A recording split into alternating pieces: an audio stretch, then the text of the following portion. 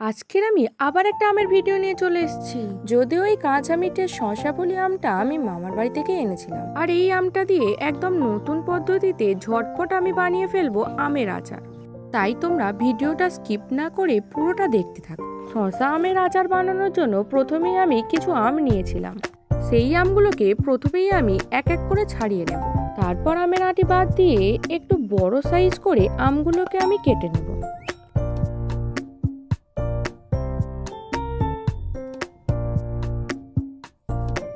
আমগুলো আমার সব কাটা হয়ে গেলে তারপর আমগুলো আমি একে একে লবণ ও হলুদ মাখিয়ে নেব।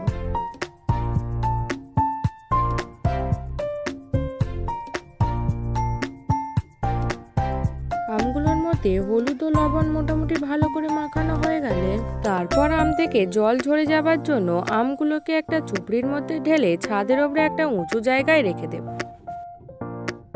তারপর আমের যে আঁটি আমি বাদ দিয়েছিলাম সেই আঁটিতে অনেকটাই আম ছিল, তাই মাকে আমি আঁটি থেকে ভালো করে আম কুড়ে নিতে বললাম। আচ্ছা, তোমরা তো অনেকেই ম্যাঙ্গো জ্যাম খেয়েছো, আজকের আমি ঠিক সেই রকমই ম্যাঙ্গো জ্যাম বানিয়ে দেখাবো এই আমগুলো দিয়ে। যদিও আমি একদম সহজ পদ্ধতিতে ম্যাঙ্গো জ্যাম বানিয়ে তোমাদের দেখাবো।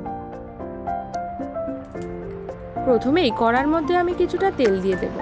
তারপর তোমরা যদি ঝাল পছন্দ করো তাহলে তেলের মধ্যে কিছুটা লঙ্কা দিও, না হলে নাও দিতে পারো। আর আমি দেবো কিছু কালো সরষে, তোমরা নাও দিতে পারো। তারপর খুন্তি দিয়ে একটু নেড়ে তার মধ্যে আমগুলো আমি দিয়ে দেবো।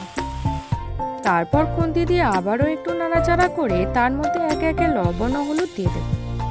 তারপর আবারও ভালো করে নাড়াচাড়া করে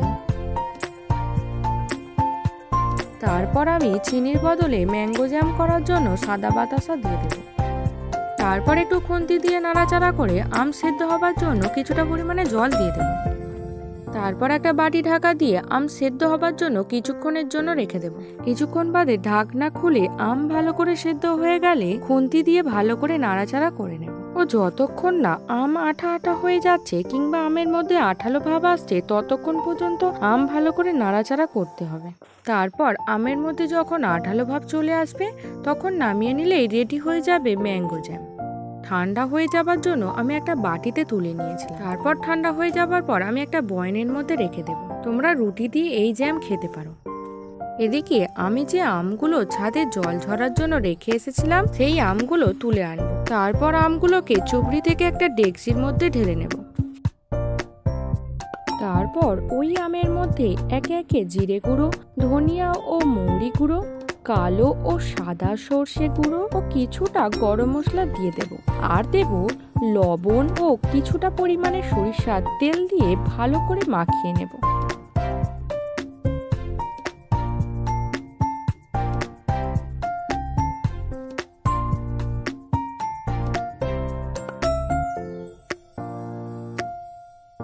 আমের মধ্যে সব মশলাগুলো মাখানো হয়ে গেলে তারপর বয়ামের মধ্যে এক একে সব মশলা মাখানো আমগুলো আমি ভর্তি করে নেব। তারপর উপর দিয়ে সব মশলা অল্প অল্প করে দিয়ে দিতে হবে। আর কিছুটা সরিষার তেল দিয়ে ঢাকনা বন্ধ করে রেখে দিতে হবে 1 মাসের জন্য। তারপর 1 মাস বাদে রেডি হয়ে যাবে এই শশা আমের আচার।